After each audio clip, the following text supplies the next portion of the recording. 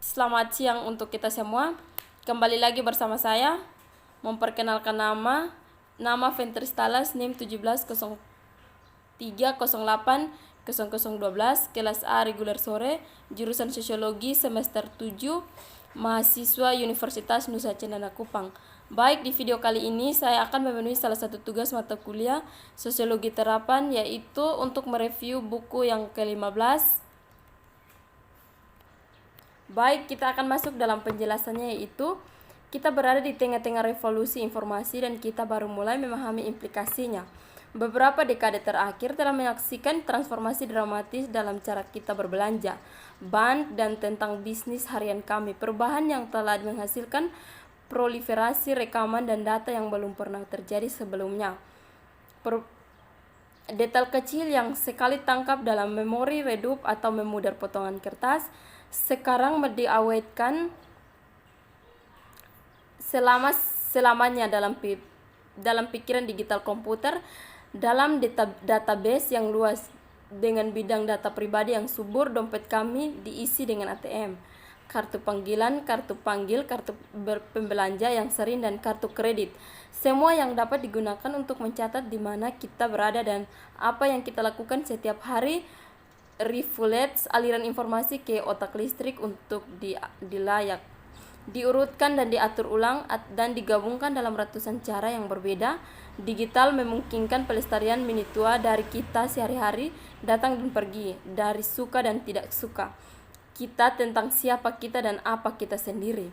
Hal ini semakin mungkin untuk membuat kolase elektronik yang mencakup sebagian besar kehidupan seseorang, kehidupan yang ditangkap dalam catatan orang yang terdiri dalam jaringan komputer kolektif. Dunia kami saat ini menghadapi munculnya apa yang saya sebut sebagai digital dokumen tersebut. Dokumen adalah kumpulan data terperinci tentang seseorang. Dokumen digunakan di pengadilan Eropa untuk mengumpulkan informasi tentang seseorang untuk mencapai penghakiman. Hari ini melalui penggunaan komputer, dokumen sedang dibangun tentang kita semua. Data digitalisasi menjadi bentuk numerik biner yang memungkinkan komputer untuk menyimpan dan memanipulasinya dengan efisiensi yang belum pernah terjadi sebelumnya. Ada ratusan perusahaan yang membangun database raksasa, profil psikologis mengumpulkan data tentang ras individu, jenis kelamin, pendapatan, hobi, dan pembelian. Pecahan data dari harian kami sekarang sedang dirakit dan dianalisis untuk menyelidiki latar belakang, periksa kredit, produk pasar, dan membuat berbagai keputusan yang dipengaruhi kehidupan kita. Buku ini adalah tentang bagaimana kita harus memahami dan melindungi privasi mengingat perkembangan teknologi yang mendalam.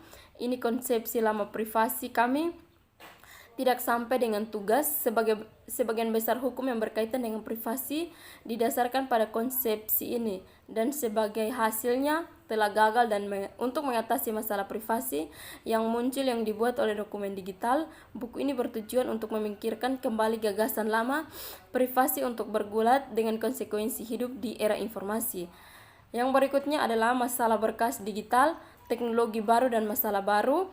Di masa-masa sebelumnya, masyarakat kecil dan intim, informasi pribadi disimpan dalam kenangan teman, keluarga, dan tetangga, dan itu disebarkan oleh gosip dan bercerita. Saat ini, mode dominan menyebarkan informasi bukan melalui gejolak lidah bergosip, tetapi melalui bahasa listrik di mana informasi berdengut antara besar-besaran sistem rekaman dan database.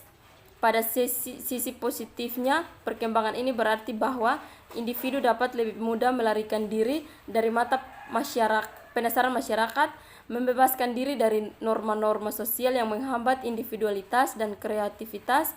Pada sisi negatifnya, serangkaian catatan yang terus berkembang dibuat tentang hampir setiap aspek dari seseorang, kehidupan sebagai bisnis dan pemerintah semakin berbagai. Informasi dokumen digital tentang hampir setiap individu sedang berkumpul. Hal ini menimbulkan keprihatinan serius. Informasi yang dikumpulkan tentang kita telah menjadi cukup luas dan sedang digunakan dalam cara-cara yang sangat mempengaruhi kehidupan kita.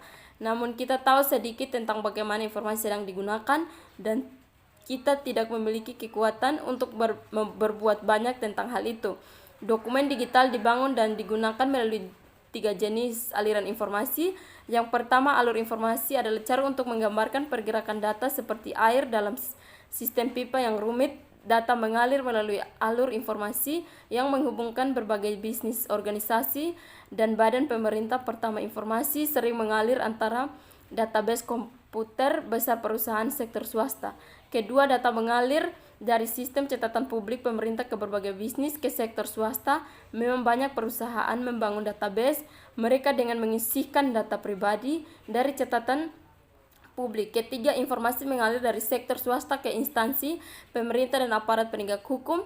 Peningkatan dokumen digital telah dengan demikian menghasilkan kisi jaringan informasi yang rumit, disimpan, dianalisis, dan digunakan dengan cara yang telah implikasi yang mendalam bagi masyarakat. Bahkan jika kita tidak menyadari hal itu, penggunaan dokumen digital membentuk kehidupan kita.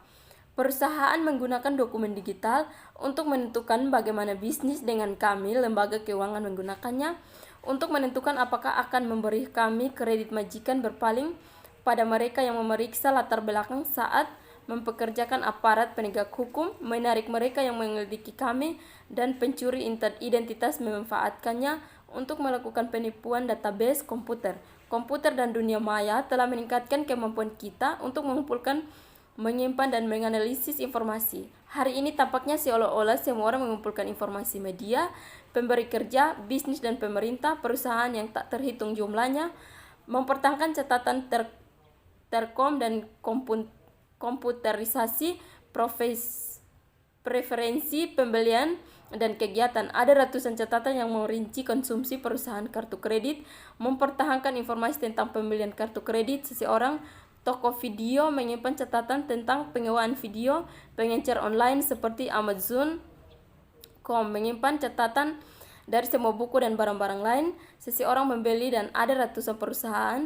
Orang bahkan tidak menyadari bahwa mempertahankan mereka informasi pribadi. Misalnya, layanan William mempertahankan database sekitar informasi yang berbeda di atas juta individu, mengumpulkan dan menjual data kepada konsumen, kepada pemasar. Dalam infobase ini menyediakan variabel demografis termasuk usia, pendapatan, data properti real, data anak-anak, dan lainnya. Ini juga berisi data tentang tingkat pendidikan, pekerjaan tinggi, tinggi badan, berat badan, afiliasi politik, etnis, ras, hobi, dan kekayaan bersih.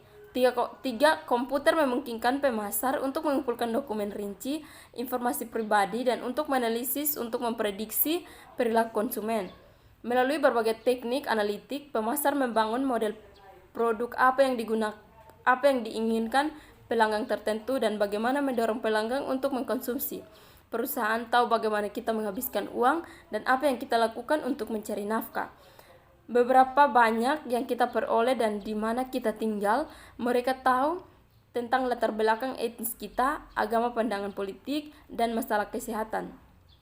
Perusahaan tidak hanya tahu apa yang telah kita beli, tetapi mereka juga memiliki ide bagus tentang buku apa yang telah kita beli, akan segera membeli atau film apa yang kita ingin kita lihat.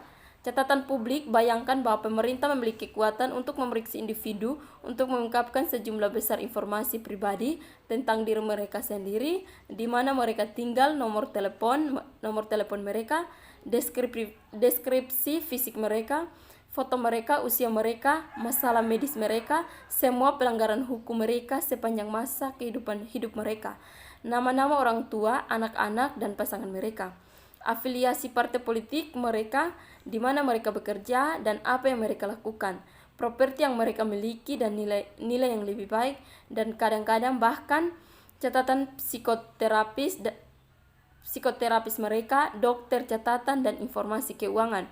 Kemudian bayangkan bahwa pemerintah secara rutin menuangkan informasi ini ke domain publik dengan mempostingnya di internet, di mana informasi ini dapat diakses dari seluruh dunia, dengan memberikannya pada setiap individu atau perusahaan yang memintanya, atau bahkan dengan menyediakan seluruh database informasi pribadi atas permintaan. Pikirkan tentang bagaimana informasi ini akan tersedia bagi mereka yang membuat keputusan penting tentang kehidupan dan karir seseorang, seperti apakah individu yang akan mendapatkan pinjaman atau pekerjaan. Juga mempertimbangkan bahwa dalam banyak kasus individu bahkan kita akan tahu bahwa informasi sedang digunakan untuk membuat keputusan ini. Bayangkan juga bahwa informasi ini akan diperdagangkan di antara ratusan perusahaan sektor swasta yang akan menggabungkannya dengan tuan rumah informasi lain seperti hobi seseorang, pembelian, majalah, organisasi, sejarah kredit, dan sebagainya. Profil yang diperluas ini akan kemudian dijual kembali kepada pemerintah yang memiliki dan memantau informasi individu dengan lebih efisien. Berhenti membayangkan apa yang saya jelaskan adalah realitas yang berkembang di Amerika. Negara dan ancaman yang ditimbulkan terhadap privasi dengan cepat menjadi lebih buruk. Pemerintah federal, negara bagian, dan lokal menyimpan catatan publik yang mencakup kehidupan seseorang sejak lahir sehingga mati. Catatan-catatan ini berisi mengundang detail pribadi. Sampai saat ini, catatan publik sulit untuk mengakses menemukan informasi tentang seseorang yang sering melibatkan pemburuan pemulung melalui kantor-kantor lokal untuk menggali catatan, tetapi dengan internet catatan publik semakin diposting secara online, di mana siapapun di mana saja dapat dengan mudah mendapatkan dan mencari mereka. Akses pemerintah data dalam dokumen digital semakin mengalir sektor swasta kepada pemerintah, khususnya untuk penggunaan penegakan hukum, lembaga penegak hukum. Baik, sekian dari video saya. Terima kasih dan sampai jumpa di video yang berikut.